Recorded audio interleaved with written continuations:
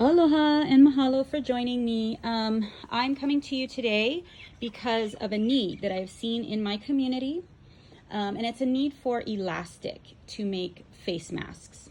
So I also did not have an overabundance of elastic, and so I resorted to a little trick that I had kind of stumbled upon a few years ago, and it was that I could use this cut strips of this kind of fabric for drawstrings, and in this case we're going to use it as the ear part of the face mask.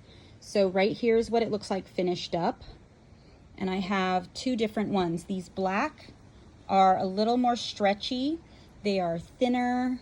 This white one is a little bit thicker, and this is the white fabric to start with. That's what it looks like. Can't really see through it very well, all of that jazz.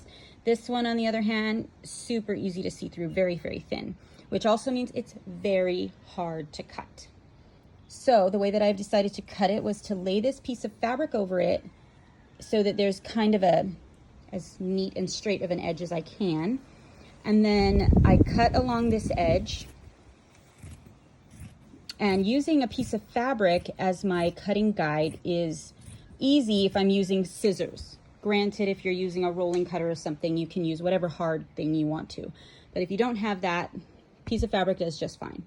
And then when you're finished cutting this strip, it's going to be something like this. And you want to pull it and stretch it out so that it will curl into itself. And what will happen is it'll make it easier for cutting. So like all of these pieces, much easier to cut like a length and then each length, because you need two lengths. So you can measure the lengths because it's all cut and pretty consistent. So 7 inches will match up with the other 7 inches. So anyway, just a little quick life hack for face masks. I hope you all are well and you be safe and take care of one another. Aloha.